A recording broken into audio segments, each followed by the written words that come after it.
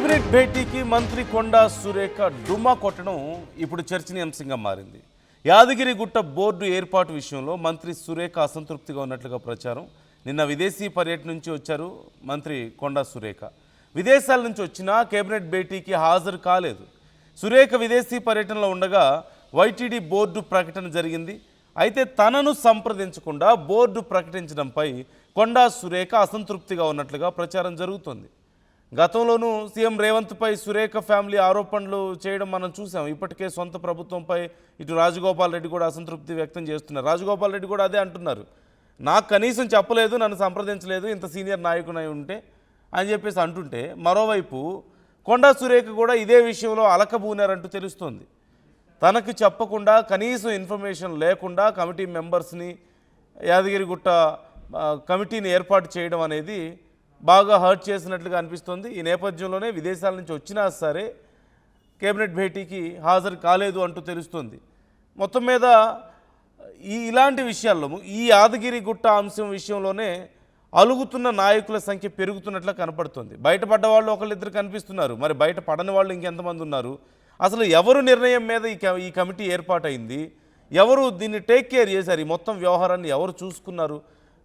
ఇప్పటికే మనం చూస్తూనే ఉన్నాం, చిరంజీవి కుటుంబానికి చాలా ప్రయారిటీ ఇస్తున్నారు. ఇందులో ఇప్పుడు ఈ కమిటీలో కూడా ప్రయారిటీ ఇవ్వడం మనం చూసాం. ఈ నేపథ్యంలో అసలు ఎవరు టేక్ కేర్ చేశారు ఈ మొత్తం వ్యవహారాన్ని? సీఎంఏ చూసుకున్నారా, లేకపోతే ఇంకెవరైనా బాధ్యతలు చూసుకున్నారా? మరి స్థానికంగా ఉన్న నాయకుల్ని ఎలా మర్చిపోయారా, పట్టించుకోలేదా? చాలా అనుమానాలు అయితే వస్తున్నాయి. మధు జాయిన్ అవుతున్నారు, మా ప్రతినిధి. మరికొద్ది క్షణాల్లో మధు మనతో జాయిన్ అవుతారు. ఈ నేపథ్యంలో అసలు ఏం జరుగుతుంది? రాజగోపాల్ రెడ్డి మాట్లాడడం కూడా మనం చూసాం. స్థానికంగా ఉన్న నాకు చెప్పకుండా, మాది అదే ప్రాంతం కదా, మరి నాకు చెప్పకుండా అలా ఎలా ప్రకటిస్తారు అంటూ అడగడాన్ని మనం చూసాం. ఈ నేపథ్యంలోనే మరోవైపు చిరంజీవి కుటుంబానికి అంత ప్రాధాన్యత ఇచ్చి అక్కడ కొణిదెల ఫ్యామిలీ నుంచి కూడా ఒక మెంబర్ని తీసుకున్నారు, చిరంజీవి సతీమణిని తీసుకున్నారు కమిటీలోకి. ఈ నేపథ్యంలో అసలు ఎవరి నిర్ణయం ఇదంతా? ఎవరు చూశారు అసలు ఈ మొత్తం బాధ్యతలు? మరి స్థానికంగా ఉన్న నాయకులకి కావాలని చెప్పలేదా, లేకపోతే మర్చిపోయారా? మర్చిపోవడం అనే అంశం అయితే ఉండదు. లేకపోతే ఇదేమంత పెద్ద విషయంలే, ఇది చూసుకునే వాళ్ళు చూసుకుంటారు కదా, సీఎం చూసుకుంటున్నారు కదా, కాబట్టి చెప్పేది ఏముందిలే అనుకున్నారా? డీటెయిల్స్ తెలుసుకుందాం. మధు జాయిన్ అవుతున్నారు. మధు, ఇప్పుడు కొండా సురేఖ కూడా ఈ విషయంలో హర్ట్ అయ్యారంటూ కొంత సమాచారం అందుతోంది, అందుకే కేబినెట్ భేటీకి రాలేదంటున్నారు. మరోవైపు రాజగోపాల్ రెడ్డి ఇప్పటికీ హర్ట్ అయ్యారు. బయటపడ్డది ఒకళ్ళిద్దరైనా ఇంకా ఎక్కువ మంది ఉండే అవకాశం ఉందన్న అభిప్రాయాలు కనిపిస్తున్నాయి. ఇంతకీ వీళ్ళందరి ఇన్వాల్వ్మెంట్ విషయానికి వస్తే వీళ్ళని ఇన్వాల్వ్ కావాలనే చేయలేదా, లేకపోతే ఇదేమంత పెద్ద విషయం కాదని చెప్పేసి లైట్ తీసుకున్నారా? ఎలా అర్థం చేసుకోవాలి? నిజంగానే మరొక వివాదానికి కేంద్ర బిందువు అయింది. అది యాదగిరిగుట్ట ట్రస్ట్ బోర్డుకు సంబంధించినటువంటి ఏర్పాటు. దీంట్లో స్థానికేతలను పెట్టారు, స్థానికంగా ఉన్నటువంటి ఎమ్మెల్యేలను సంప్రదించలేదు, కనీసం స్థానిక నాయకత్వాన్ని సంప్రదించలేదు అనేటువంటిది. ఎందుకంటే ఉమ్మడి నల్గొండ జిల్లాలో ఒక సీటు మినహాయించి మొత్తం కూడా కాంగ్రెస్ పార్టీ గెలిచినటువంటి పరిస్థితి. అయినప్పటికీ కూడా అక్కడ వారిని సంప్రదించలేదు, వారిని పరిగణలోకి తీసుకోలేదు అనేటువంటిది.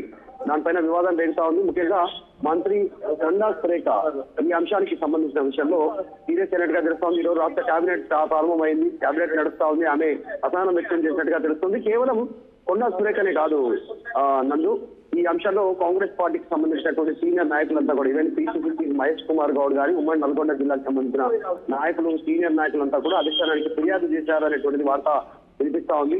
తమకు కనీసం తెలియకుండా ఏకపక్షంగా నియామకాలు చేశారు, వాళ్ళని చెప్పలేదు అనేటువంటిది ఢిల్లీలో ఉన్నటువంటి హైకమాండ్ కు ఫిర్యాదు చేసినట్టుగా తెలుస్తా ఉంది. ట్రస్ట్ బోర్డులో వినోద్ వెంకటస్వామిని చేర్చడంతో కూడా విమర్శలు వస్తా ఉన్నాయి. దాంట్లో ఇప్పటికే వివేక్ వెంకటస్వామి మంత్రిగా ఉన్నారు, వివేక్ కొడుకు ఎంపీగా కొనసాగుతున్నారు, ఆల్రెడీ ఎమ్మెల్యేగా వినోద్ ఉన్నారు. ఆయన ఎప్పటికి కూడా ట్రస్ట్ బోర్డులో ఆయనను పెట్టడం ఎట్లా అనేటువంటి దానిపైన, దాంతోపాటు చిరంజీవి భార్య సురేఖను చేర్చడంతో, కొణిదెల సురేఖను చేర్చడంతో కూడా ఆంధ్రప్రదేశ్ తో సంబంధం ఉన్నటువంటి ఆమెకు స్థానం కల్పించడం ఏంది, కనీసం ఆమె ఇంతవరకు యాదగిరిగుట్టను సందర్శించాలనేటువంటి అంశం కూడా ఎవరికి తెలియదు. ఆమె ట్రస్ట్ బోర్డు మెంబర్ని ఎట్లా చేస్తారు అనేటువంటి దానిపైన సీరియస్ అయినట్టుగా తెలుస్తా ఉంది. దాంతో పాటు బీఆర్ఎస్ సంబంధించినటువంటి ఒక మాజీ ఎంపీ సంబంధించినటువంటి సోదరుడైన సత్యనారాయణ రెడ్డిని ట్రస్ట్ బోర్డు చైర్మన్ గా ఎట్లా నియమించారు అనేటువంటిది కాంగ్రెస్ పార్టీ నాయకులు సీరియస్ అవుతున్నట్టుగా తెలుస్తా ఉంది. మధు, దేవాదాయ శాఖ సురేఖ గారి దగ్గరే ఉంది కదా, కొండా సురేఖ దగ్గరే ఉంది కదా, మరి ఆవిడే అలకపోవడం ఏంటి? అంటే ఆవిడ ఇన్వాల్వ్మెంట్ లేకుండా ఎలా జరుగుతుంది అసలు ఇదంతా? ఎగ్జాక్ట్. కొండా సురేఖ దేవాదాయ శాఖ మంత్రి. ఆమె కనీసం ఇన్ఫర్మేషన్ లేకుండా, ఆమె శాఖలో ఆమె కనీసం సమాచారం ఇవ్వకుండా ఈ నియామకాలు చేపట్టారనే దానిపైన సీరియస్ అవుతా ఉంది కాంగ్రెస్ పార్టీ. గతంలో చూసాం, కొండా సురేఖకు సంబంధించినటువంటి అంశంలోనే ఆమెకు సంబంధం లేకుండా ఒక జీవో ఇష్యూ చేయడంతో కొండా సురేఖ కూతురు కొండా సుస్మిత ముఖ్యమంత్రి, తర్వాత ఆ ముఖ్యమంత్రికి సంబంధించిన టీం పైన సీరియస్ అయినటువంటి విషయం మనందరికీ తెలిసిందే. బాహటంగా ఆమె కానీ ఆరోపణలు చేశారు. ఆ వివాదం సద్దుమణిగింది అనుకున్న నేపథ్యంలో కొత్త వివాదం తెరపైకి వచ్చింది. దీన్ని వెంటనే పరిష్కరించాలి, దీన్ని మళ్ళీ రీషఫుల్ చేయాలి, యాదగిరి గుట్ట ట్రస్ట్ కి సంబంధించిన దాంట్లో మెంబర్స్ కానీ తర్వాత చైర్మన్ కానీ మన రీషఫుల్ చేయాల్సిందే, మార్పులు చేర్పులు జరగాల్సిందే అనేటువంటిది పట్టుబడుతున్నట్టుగా తెలుస్తా ఉంది. గత కొంతకాలంగా కొండా సురేఖ సైలెంట్ గా ఉన్నారు, మాట్లాడట్లేదు. సో ఈ అంశంలో సీరియస్ అవుతా ఉన్నారు. నిజంగా కూడా దేవాదాయ శాఖలో ఏది ఉన్నా కనీస సమాచారం ఇవ్వచ్చు. కనీస సమాచారం ఇవ్వలేదు ఆమెకు, ఆమె శాఖకు అనేటువంటిది ఆమె అసంతృప్తిగా ఉన్నట్టుగా తెలుస్తా ఉంది, ఆగ్రహంగా ఉన్నట్టుగా తెలుస్తా ఉంది. అంటే ఏం జరుగుతుంది మధు? ఓ పక్క గతంలో మనం చూసాం సినిమా ఇండస్ట్రీకి సంబంధించిన నిర్ణయాల టికెట్ల రేట్ల విషయంలో కోమటిరెడ్డి వెంకటరెడ్డి ఏమో హర్ట్ అయిపోయారు, నాకు తెలియకుండా నా శాఖలో ఏదో జరుగుతుందని చెప్పేసి. దేవాదాయ శాఖలో మళ్ళీ దేవాదాయ శాఖ మంత్రికి తెలియకుండానే ఇక్కడ కమిటీలు ఏర్పాటు చేస్తున్నారు అంటున్నారు, స్థానికంగా ఉన్న నాయకుల్ని పిలవలేదంటున్నారు. ఎవరు చూసుకుంటున్నారు ఇవన్నీ? అంటే సీఎం హ్యాండ్ మొత్తం ఇవన్నీ చూసుకుంటున్నారా బాధ్యతలన్నీ, లేకపోతే ఇంకెవరైనా ఉన్నారా బ్యాక్గ్రౌండ్ లో? అసంతృప్తి పెరుగుతా పోతా ఉంది కాంగ్రెస్ పార్టీలో ఉన్నటువంటి నాయకుల మధ్య.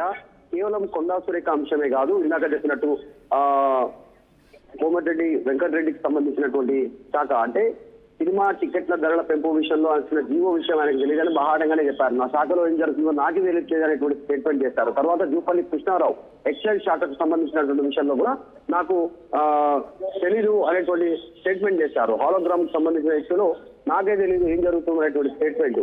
తర్వాత ఇంకా కొంతమంది మంత్రిత్వ శాఖలో మిగతా వాళ్ళు కలగజేసుకుంటున్నారు అనేటువంటిది. కొండా సురేఖ సంబంధించినటువంటి శాఖలో మరొక మంత్రి వివేక్ సమీక్ష చేశారు, ఆ మంత్రికి సంబంధించినటువంటి శాఖకు సంబంధించిన అధికారులతో అనేటువంటి విమర్శలు వస్తాయి. ఇట్లా ఒక్క శాఖ కాదు, అడ్లూరి లక్ష్మణ్ కి సంబంధించినటువంటి శాఖలో కూడా, సంక్షేమ శాఖలో ఆయనకు తెలియకుండానే జీవో ఇష్యూ అయ్యాయనేటువంటి వివాదాలు తెరపైకి వస్తా ఉన్నాయి. ఒకటి కాదు, కాంగ్రెస్ పార్టీలో చాలా వివాదాలు. ఇరిగేషన్ శాఖకు సంబంధించినటువంటి రివ్యూ, ఇరిగేషన్ శాఖ మంత్రి ఉత్తమ్ కుమార్ లేకుండానే రివ్యూ చేస్తారనేటువంటి అసంతృప్తి కాంగ్రెస్ పార్టీ నాయకుల్లో ఉంది. ఒకటిగా టోటల్ గా కాంగ్రెస్ పార్టీలో ఉన్నటువంటి మంత్రివర్గంలో ఉన్న మంత్రులంతా కూడా అసంతృప్తితో ఉన్నారు, తీవ్రమైనటువంటి వ్యతిరేకతతో ఉన్నారు అనేటువంటిది పలుసార్లు వినిపిస్తానని బాహటంగా వాళ్ళు మాట్లాడుతూ ఉన్నారు. కేవలం ఈ శాఖలే కాదు, ఇంకా చాలా శాఖలకు సంబంధించి కూడా వాళ్ళకి కనీస సమాచారం ఉండట్లేదు, నిర్ణయాలు జరిగిపోతున్నాయి, జీవోలు వస్తున్నాయనేటువంటి విమర్శలు ఉన్నాయి. మరి ముఖ్యమంత్రి దీనిపైన నిజంగానే దృష్టి పెట్టాల్సినటువంటి అవసరం ఉందనేటువంటి కాంగ్రెస్ పార్టీ నాయకులు చెప్తా ఉన్నారు. ఇప్పుడు డైరెక్ట్ గా కంప్లైంట్ ఏఐసీసీ అధిష్టానానికి జరిగింది. మనిషి మాకు వాల్యూ ఇవ్వట్లేదు, మా పరిగణలోకి తీసుకోవట్లేదు, మాకు సమాచారం కూడా ఇవ్వట్లేదు అనేటువంటిది సీరియస్ అవుతా ఉన్నారు. మంత్రి కొండా సురేఖ కాస్త ఆమె డేరింగ్ డాష్ గా అంటే కాస్త డేరింగ్ పర్సన్ అంటే ఆమె మొదటి నుంచి కూడా ఆమె ఏ నిర్ణయం ప్రకటించినా మాడంగా చెప్తారు. ఈ విషయంలో కూడా ఆమె అసంతృప్తి వ్యక్తం చేస్తారు ఈ రోజు కేబినెట్ సందర్భంగా అనేటువంటిది వినిపిస్తా ఉంది. చూడాలి దీనిపైన కాంగ్రెస్ పార్టీ ఎట్లా దృష్టి పెడుతుందో. Yeah right, thank you Madhu, thanks for the details. మొత్తం మీద చాలా ఇంట్రెస్టింగ్ ఇన్సిడెంట్స్ మనం చూస్తున్నాం, చాలా ఇంట్రెస్టింగ్ అప్డేట్స్ మనకు కనిపిస్తున్నాయి ఈ విషయంలో. ఓవైపు కొండా సురేఖ తన ఇన్వాల్వ్మెంట్ లేకుండా ఈ యాదగిరి గుట్ట విషయంలో నిర్ణయాలు జరిగాయి అన్న అభిప్రాయంతో ఉన్నట్లుగా తెలుస్తుంది. ఇంకా పూర్తి స్థాయిలో కొండా సురేఖ రెస్పాండ్ అవ్వాల్సి ఉంది, అందుకే కేబినెట్ భేటీకి రాలేదు అనేటువంటి కొన్ని ఊహాగానాలు. మరోవైపు గతంలో మనం చూసాం కోమటిరెడ్డి వెంకటరెడ్డి అసలు సినిమాటోగ్రఫీ శాఖలో ఏం జరుగుతుందో నాకే తెలియదు, నాకు తెలియకుండా జీవోలు వచ్చేస్తున్నాయి నైట్కి నైట్ అని చెప్పారు. ఇంతకుముందు మధు చెప్పినట్లుగా మరికొన్ని ఇన్సిడెంట్స్ కూడా చూసాం అలాంటివి. సో అసలు ఏం జరుగుతుంది తెలంగాణ గవర్నమెంట్లో? మొత్తం సీఎం చూసుకుంటున్నారా, సీఎం నిర్ణయాలా ఇవన్నీ, లేకపోతే ఇంకెవరైనా అటు సీఎంకి ఇటు మంత్రులకి మధ్యలో ఇంకెవరైనా ఒక అతీత శక్తి ఉందా అనేది చాలా రోజుల నుంచి ఉన్నటువంటి ఒక ప్రశ్న. సో మీకేమనిపిస్తుంది ఈ పరిణామాలు చూస్తుంటే? సొంత ఆ శాఖలు టేక్ కేర్ చేస్తున్నటువంటి మంత్రులకే తెలియకుండా నిర్ణయాలు జరిగితే ఇక ఆ మంత్రులకి ఏం ప్రాధాన్యత ఉన్నట్లు? ఒకవేళ సీఎం చేసినా కానీ ఖచ్చితంగా మంత్రుల ఇన్వాల్వ్మెంట్ అయితే అందులో ఉంటుంది.